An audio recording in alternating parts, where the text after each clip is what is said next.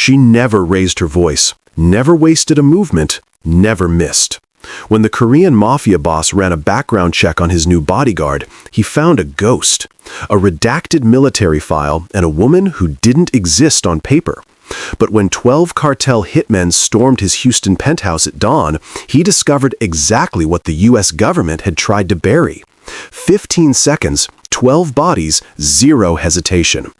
The quiet black woman in tactical gear wasn't just a bodyguard. She was a one-woman army, and Hwan Chul-jeong had just hired his brother's killer. Welcome back, my beautiful family and friends. I have missed you all, missed all the experiences we've had together. It's been a rough ride, but trust me, we're getting everything back and running. So stick around. I need your support on YouTube now more than ever. Thank you specially for sticking around to this very moment. If you're hooked in and you're ready to enjoy this story, click subscribe and let me know in the comments where you're watching from, because tomorrow I will be giving you another story just as interesting as this one, and you don't want to miss it. Now, back to the story. The car bomb took Kim's head clean off. One moment Hwan's driver was reaching for the door handle, the next there was fire and glass and the wet sound of things that shouldn't be separated from the human body. Hwan had been 15 feet away, checking his phone. 15 feet was the difference between breathing Houston's humid night air and becoming a red smear on the concrete. His third driver in 2 months. "Boss, we need to get you proper security," Park Sang-min said, already on his phone. "I know a firm out of Dallas." "No." Hwan's voice was flat. He watched the fire department hose down what remained of his Mercedes. "No security firms. Half of them probably take cartel money." "Then what? You can't keep—" "I'll figure it out." Hwan walked away from the smoking wreckage, his patterned shirt still smelling of gasoline and burnt rubber. 3 nights later, paranoia drove him to personally inspect one of his warehouses in the 5th Ward. He didn't trust anyone else to check for explosives anymore. The building was quiet, just rows of shipping containers and the distant hum of Houston's freeway traffic. Then he heard it. The crash of the side entrance being kicked in, followed by voices speaking rapid Spanish. 5 men, armed, moving with the confidence of people who'd done this before. Hwan's hand moved to his gun, but he froze when he saw her. The security guard, a black woman with long braids wearing a plain uniform, stepped into the thieves' path. No radio call for backup, no warning shout, just calm, economical movement. The first man raised his pistol. She closed the distance before he could aim, redirecting the weapon with one hand while her other palm drove into his solar plexus. He dropped like a puppet with cut strings. The next 2 rushed her together.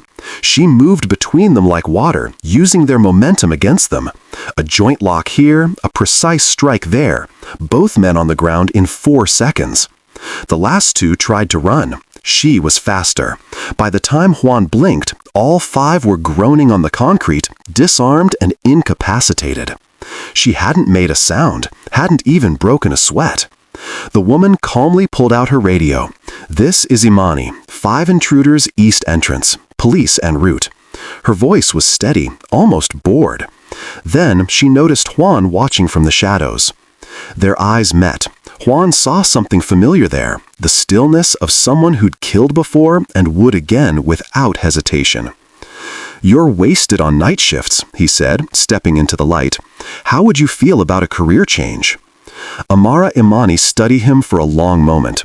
She recognized danger when she saw it, and this man in his expensive clothes and cold eyes was drowning in it.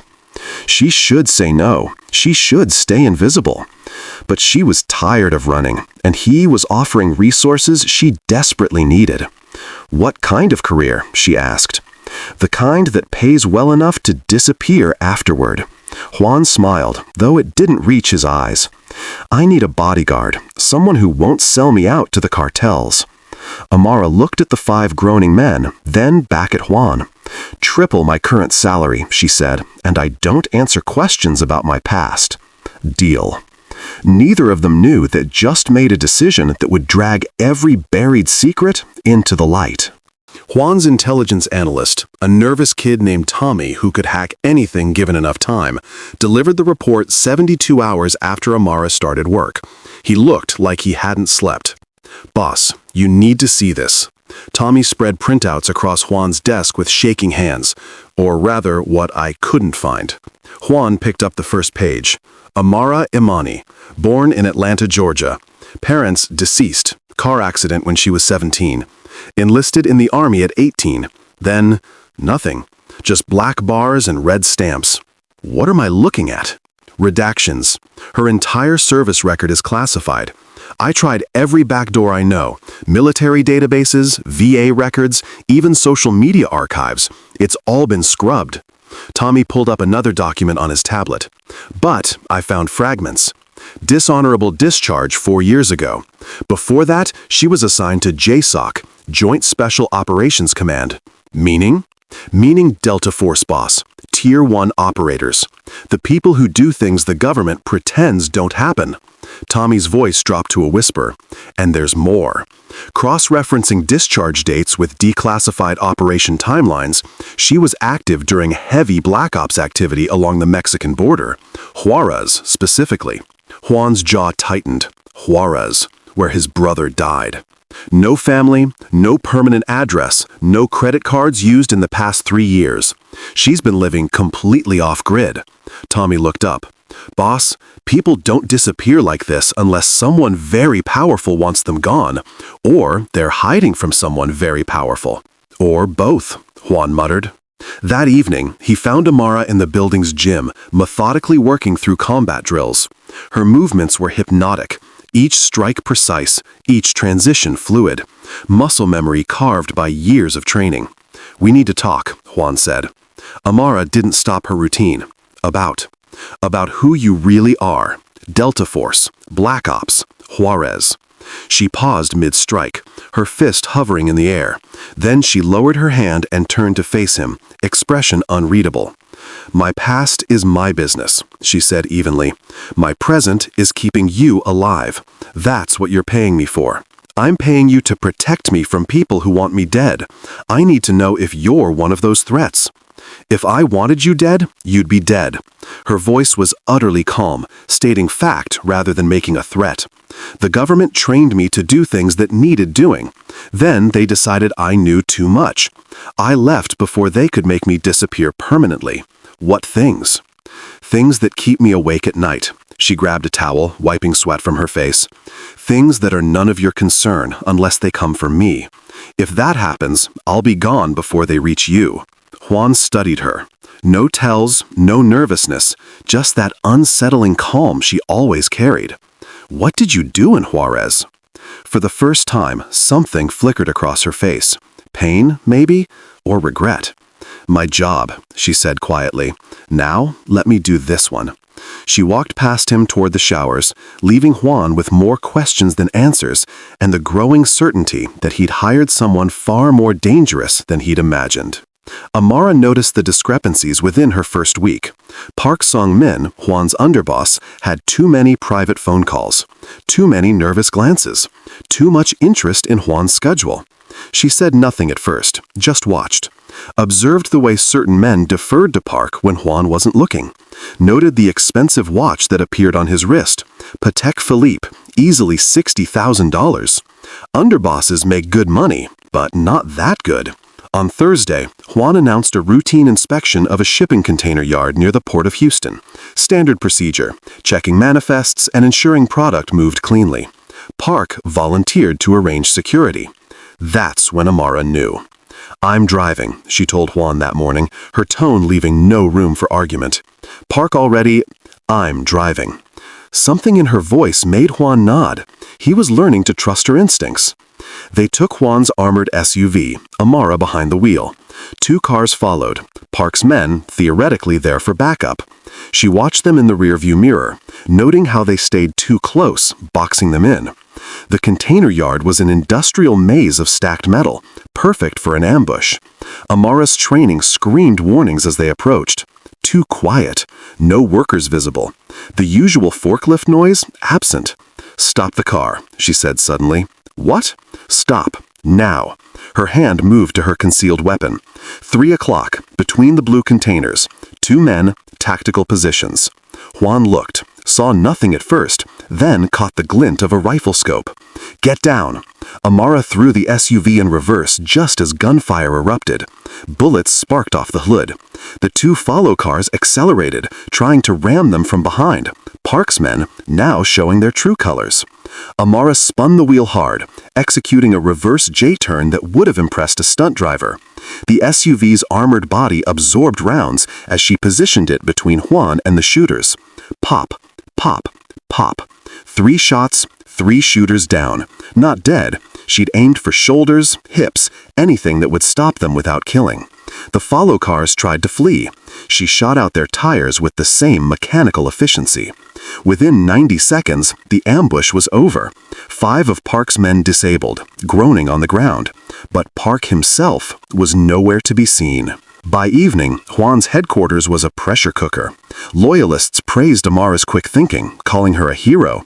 Others, clearly aligned with Park, muttered about outsiders and how a black woman couldn't be trusted with Korean business. Hwan sat in his office, staring at financial records Tommy had pulled. Park had siphoned millions, made 3 documented calls to known Gulf cartel intermediaries. "How deep does this go?" he asked Amara, who stood by the window, watching the street below. "Deep enough that half your organization might be compromised." She turned to face him. "Park's been planning this for months. Today was just his opening move. Then we need to find him before he makes another one." "He's already gone," Amara said. "Men like that don't stick around after a failed hit.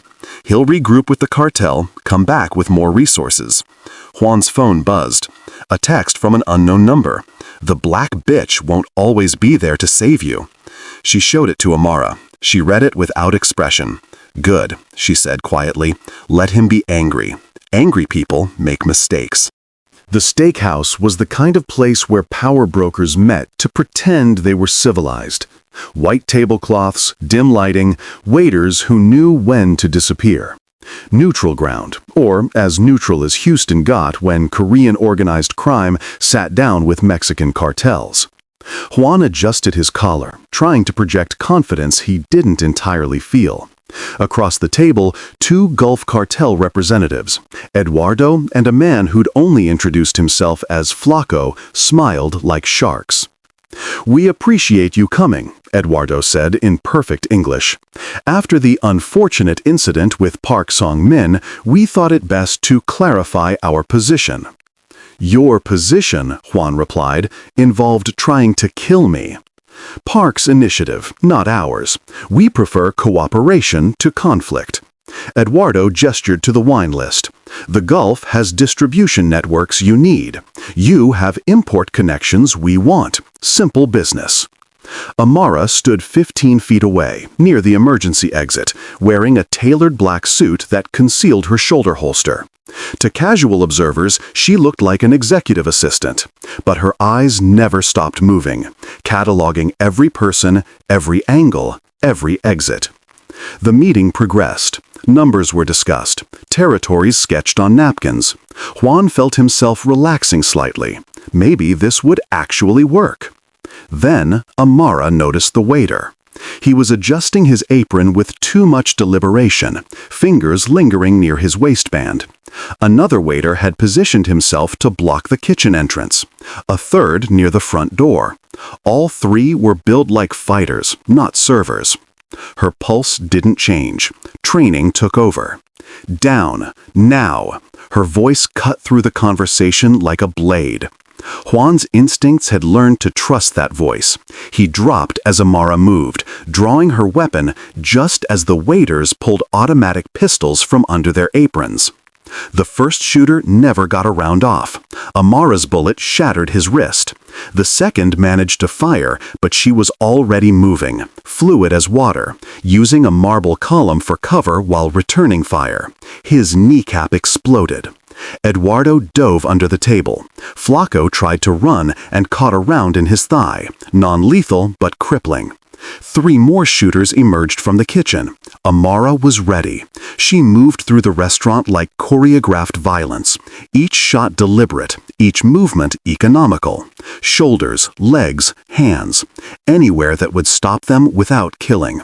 "Move," she commanded Hwan, grabbing his arm and pulling him toward the emergency exit.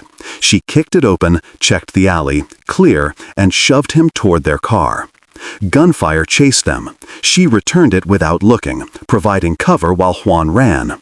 Only when he was safe in the vehicle did she follow, sliding into the driver's seat and peeling out as bullets sparked off the armored panels. 2 blocks away, Hwan finally caught his breath. His hands were shaking. Hers weren't. "You knew," he said. "Before they moved, you knew." Body language, positioning, training. She navigated through traffic with the same calm efficiency she'd used in combat. They telegraph their intentions if you know what to look for. Hwan stared at her profile, watching the streetlights play across her face. She'd just disabled 7 armed men without breaking a sweat, saved his life for the 3rd time in 2 weeks, and she looked like she was driving to get groceries. "Who are you?" he asked quietly. For the first time, she almost smiled. "Someone you're lucky to have on your side." His respect had shifted into something more complicated, more dangerous, something that felt uncomfortably like trust, maybe even something deeper. "Thank you," he said. Amara glanced at him briefly, then back at the road. "Just doing my job." But they both knew it had become more than that. Min-so arrived from Seoul without warning, the way grief-stricken people often do when they need family.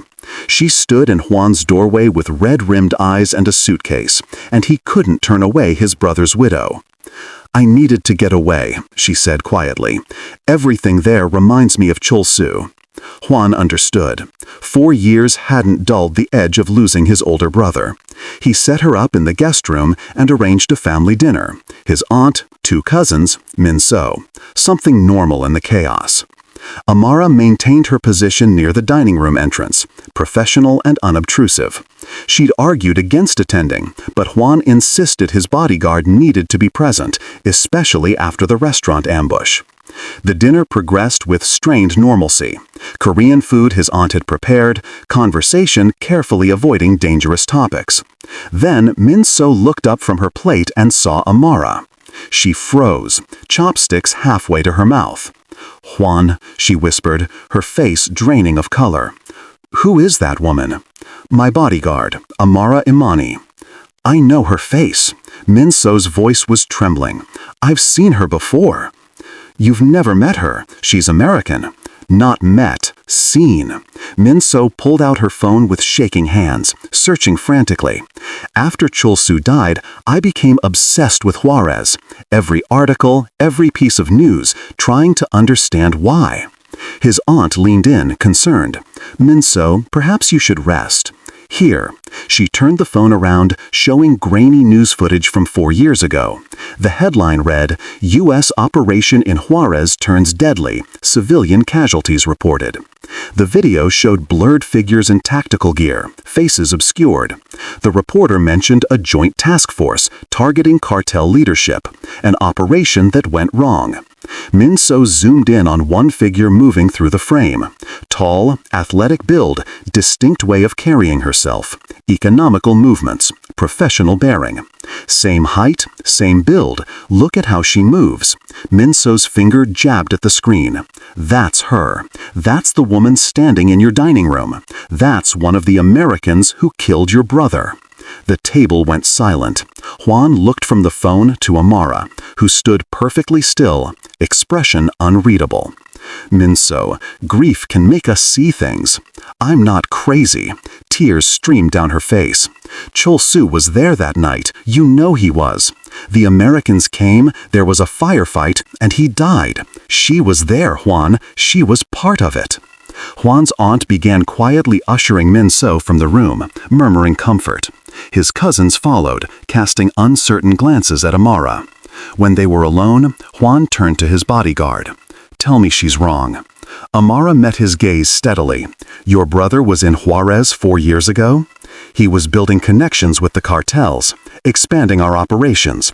He was murdered during some American military raid. Hwan's voice was tight. Were you there? I've been in Juárez. I've been a lot of places. That's not an answer. It's the only one I can give you right now.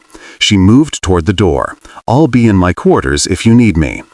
After she left, Hwan sat alone at the table, staring at his brother's widow's phone. He pulled up the video again, watching the blurred figures. Then he called Tommy.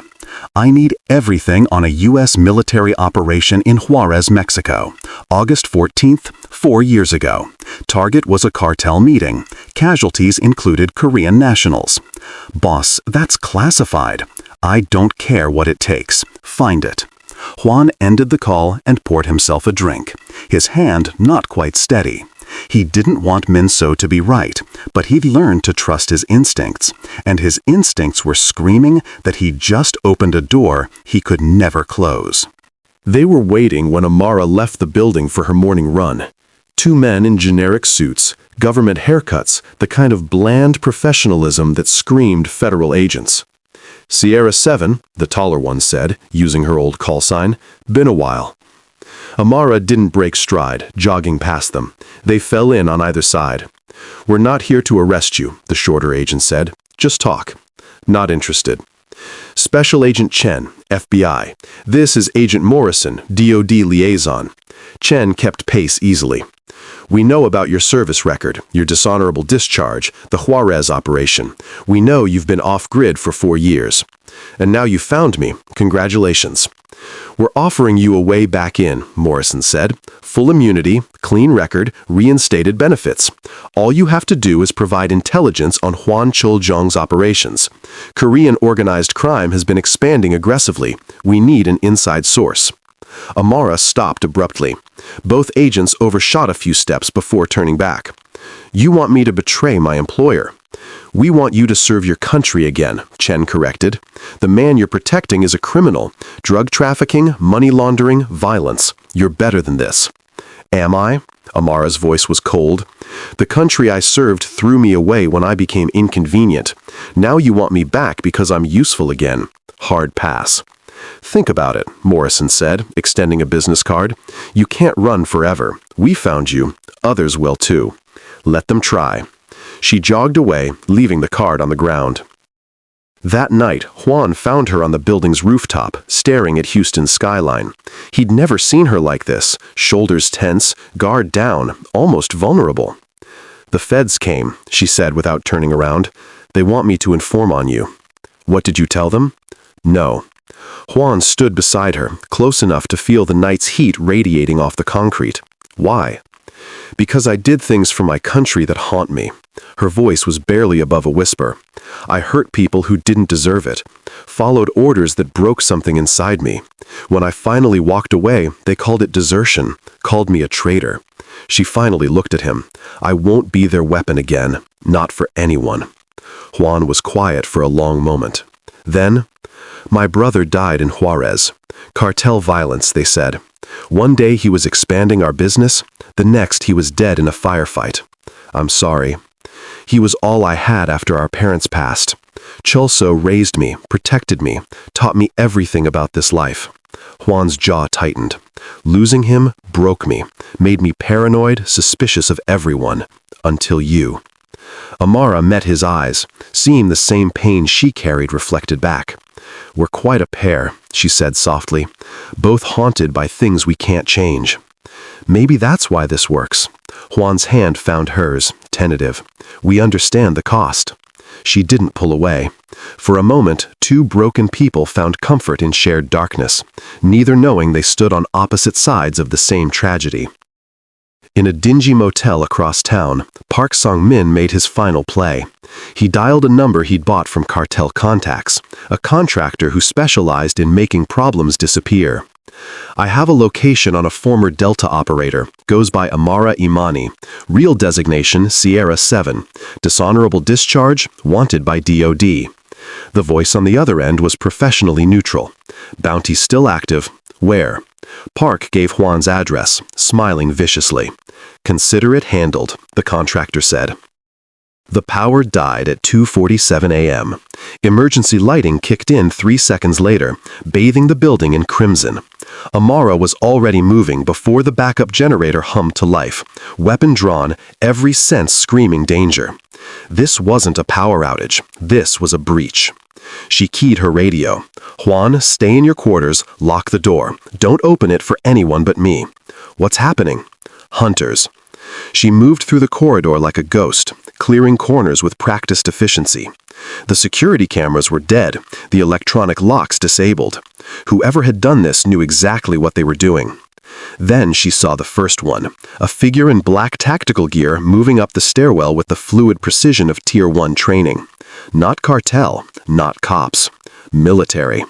"Contact," she whispered into the radio, but it crackled with static. They jammed communications. The figure turned, and even through the balaclava, she recognized the eyes. Davis. They'd run operations together in Afghanistan. "Sierra 7, he said, voice distorted through a voice modulator, but still familiar. "Stand down. We're not here to hurt you." "Then leave." "Can't do that. You know too much. Time to come home." 3 more figures emerged from different angles. Miller, Chen, and someone new she didn't recognize. All moving with the same lethal coordination. They'd boxed her in. "I'm not going back," Amara said. "You were the best of us," Davis continued, almost sadly. "Why'd you run? Why throw it all away?" "Because I saw what we were becoming. Weapons without conscience. I wanted to be human again." "Philosophical," Miller said, raising his weapon, "but irrelevant." The fight exploded with brutal intensity. Amara moved first, dropping low and sweeping Davis's legs while simultaneously firing at Miller's body armor. Shots that wouldn't kill, but would hurt like hell. She rolled behind a concrete pillar as return fire chipped away stone. They knew her tactics, because they'd trained together. Every feint, every pattern, every trick. She had to be unpredictable, had to fight differently than they remembered. Chen came from her left. She caught his arm, redirected his momentum into Miller, using their coordination against them. A knife appeared in her hand. She slashed at pressure points, anywhere that would disable without killing. But there were 4 of them, and 1 of her. A bullet grazed her shoulder. Another punched into her thigh. She kept moving, kept fighting, even as blood soaked through her tactical pants. Then Hwan's door burst open. He emerged with 3 of his men, weapons raised. "Get away from her," he shouted, opening fire. The contractors were caught between 2 fronts. Davis cursed, throwing a flashbang. The explosion of light and sound gave them cover to retreat, smoke grenades masking their withdrawal. When the smoke cleared, they were gone. Amara collapsed against the wall, breathing hard, blood trailing down her leg. Hwan rushed to her side. "We need a medic." "I'm fine." She waved him off, already applying pressure to her wounds. "Flesh wounds. I've had worse." Who were they? She met his eyes, and for the first time, he saw real fear there. Government contractors, black ops, the people I used to work with. She winced as she tightened a makeshift tourniquet. "When I left the program, I took classified knowledge with me. Missions that never officially happened. Targets that were supposed to stay buried." "Like Juárez," Hwan said quietly. Amara nodded. "Like Juárez. They've been hunting me for 4 years, trying to either bring me back in or eliminate the liability. Why didn't you tell me?" "Because everyone I tell becomes a target." Her voice broke slightly. "I was trying to protect you by keeping distance, but they found me anyway. They always do." Hwan helped her to his feet, supporting her weight. "Then we stop running," he said firmly. "We face them together. You don't understand what you're up against. I understand that you've saved my life multiple times. I understand that you're worth protecting." His grip tightened. "No one touches you while I'm breathing." Amara stared at him, this criminal who showed more loyalty than her own government ever had. "They'll come back," she warned, "with more resources, more operators. Let them." Hwan's voice was steel.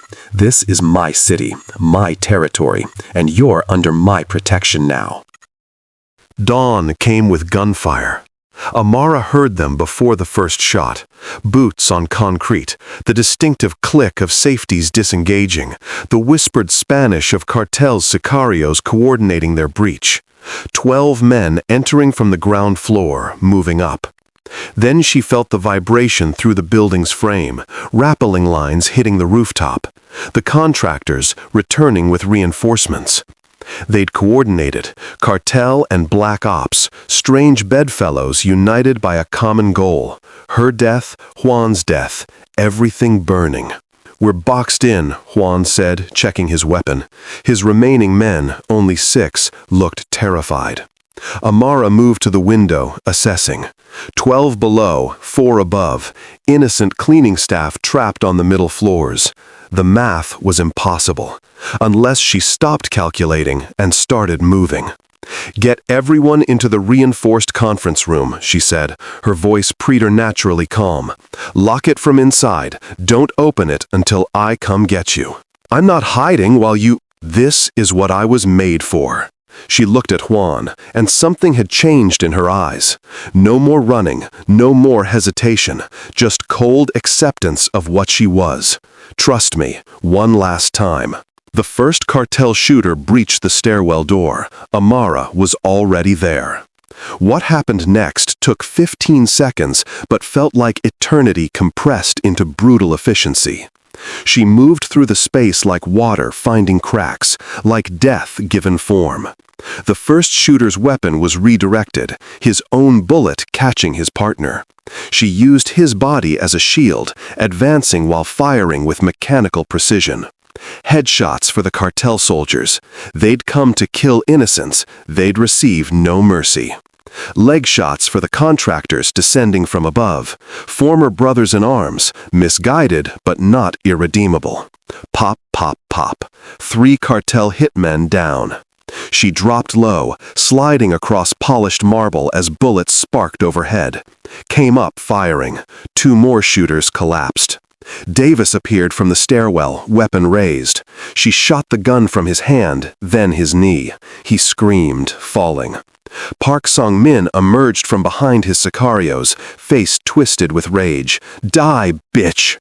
Amara's bullet caught him in the shoulder, spinning him around. Another in his hip. He crumpled, whimpering. The remaining cartel shooters broke formation, panic overriding training. She picked them off methodically, shoulder, thigh, chest shots that pierced body armor and dropped them without killing. Miller came at her with a knife. She disarmed him with brutal efficiency, breaking his wrist and sweeping his legs. Chen tried to flank, but caught a bullet in his gun arm. 15 seconds after it started, 12 cartel hitmen lay dead or disabled. 4 contractors were neutralized, writhing in pain, but alive. Amara stood in the center of carnage, breathing steadily, weapons still raised. Blood, none of it hers, spattered her face and clothes. The rising sun through the windows backlit her in crimson and gold. She'd become exactly what they'd trained her to be, but this time she'd chosen who to protect. The conference room door opened. Hwan emerged, staring at the scene in stunned silence. Bodies everywhere, the smell of gunpowder thick in the air, and Amara standing like an avenging angel amid the destruction. "Jesus Christ," one of his men whispered. Amara lowered her weapon slowly. "Building secure. Call your cleanup crew." Park Song-min groaned, clutching his wounds. "You're a monster," he spat. She walked over, looked down at him with those eerily calm eyes. "No," she said quietly. "I'm a protector. There's a difference." Hwan approached carefully, like she might bolt. "Are you okay?" "I'm what I needed to be." She finally looked at him, and he saw it, acceptance. She'd stopped running from what she was, and had chosen instead who she'd be. "Your staff is safe. The threats are contained. You saved us all. I did my job." But there was something different in her voice now. Not emptiness, but purpose. Sirens wailed in the distance. They had minutes before police arrived. "We need to move these contractors," Hwan said. "If the feds find them here." "Leave them," Amara interrupted. "Let them report back what happens when they hunt me. Let them tell their handlers that I've found something worth fighting for." She met Hwan's eyes, and something unspoken passed between them. The woman who'd been running for 4 years had finally stopped. And the predators who'd been hunting her now knew exactly how dangerous she was when she chose to stand her ground. Miller was bleeding out, pale and desperate, when he decided to bargain. "Wait," he gasped as Hwan's men zip-tied the contractors. "You want the truth? About her? About Juárez?" Hwan paused. "What about Juárez?" "Ask her." Miller's eyes locked on Amara with vicious satisfaction. "Ask Sierra 7 who she killed on August 14th 4 years ago. Ask her about the HVT, high-value target." "Shut up," Amara said quietly, but there was warning in her voice. The mission brief said Korean national, cartel liaison, building weapons connections with Gulf leadership. Miller laughed bitterly, blood flecking his lips. Target designation, Hwan Chul-jeong. The name dropped like a bomb. Hwan's face went white. The room seemed to tilt. "What did you say?" "Your brother." Miller's smile was cruel. "She killed your brother. That's the mission that broke her. That's why she ran." Time stopped. Amara's world collapsed into a single point of horror. 4 years of running, of guilt, of nightmares, and she'd been protecting the brother of the man she'd killed. The universe's cruelest joke. "Get out," Hwan said, voice hollow. "Everyone out, now." His men dragged the contractors away, leaving only Hwan and Amara in the blood-stained room. The dawn light felt obscene, too bright for this moment. "Tell me he's lying," Hwan said. Amara couldn't speak. Her hands were shaking, the first time he'd ever seen them shake. "Tell me you didn't kill my brother." Her voice broke. "I didn't know. I swear to God I didn't know who he was." "But you killed him." "Yes." The word came out as a whisper. August 14th, Juárez. Target was a meeting between Korean organized crime and cartel leadership. High-value target was designated HC-01. I didn't know his name until until the debrief, until I saw his face and learned he had family and... She couldn't finish. Hwan staggered back, hand against the wall for support. "You've been here for weeks, protecting me, saving my life, and you're the one who..." "I followed orders," Amara said, and now tears were streaming down her face. "I was a weapon. They pointed me and I fired. I didn't ask questions. I didn't think about who he was or who would mourn him. I just did my job, and it destroyed me. My brother died because I put 3 bullets in his chest." Her voice was raw. "That's why I ran. That's why I left the program. Because after Juárez, I couldn't pretend anymore that I was serving justice. I was just killing people for reasons I didn't understand. And one of them had a younger brother who," she choked on a sob, "who would spend the rest of his life grieving." Silence filled the space between them, heavy as gravity. Hwan's mind raced through 4 years of pain. His brother's death, the closed casket, the sanitized reports that said casualties in cartel violence. He'd never known the specifics, never imagined American black ops, never dreamed the woman now standing before him had been the instrument of his greatest loss. "Did you know who he was?" Hwan finally asked, voice barely controlled. "When you took the shot?" "No, just a target designation, just orders." "Did you want to kill him?" "No, but I did it anyway." Amara met his eyes, unflinching despite the tears. "I followed orders that I should have questioned. I trusted a system that used me as a weapon. And an innocent man, your brother, paid the price for my compliance." Hwan was quiet for a long moment, processing the impossible. "Chul-jeong chose the cartel life," he said finally, voice thick with emotion.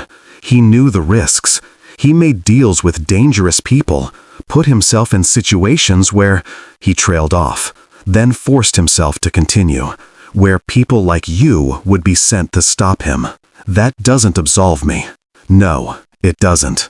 Hwan stepped closer, and Amara braced for violence, for vengeance she knew she deserved. But you were a tool, someone else's weapon. And when you finally saw what you'd become, you ran. You tried to be something different. I failed your family. You followed orders in an impossible situation. His voice cracked. And now, here, you chose to protect me. You chose to save innocent people. You chose to stand your ground instead of running. He reached out, hesitant, and touched her shoulder. That matters more than the past. Amara stared at him, disbelieving. How can you forgive this? Because holding on to vengeance won't bring Chul-seo back. Because you've saved my life multiple times.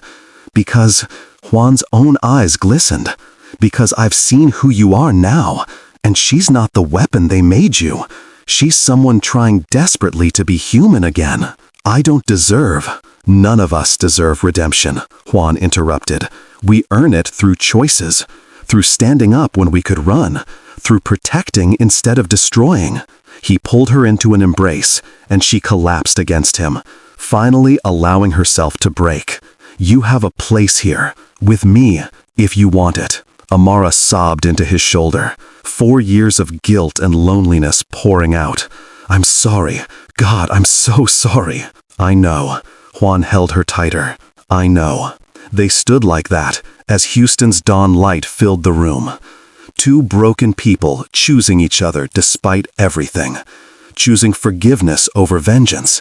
Choosing to build something new from the wreckage of their pasts. They'll keep coming, Amara finally said, pulling back and wiping her eyes. The contractors, the feds, the cartels, it won't be easy. Nothing worth having ever is. Hwan managed a small smile. But we'll face it together.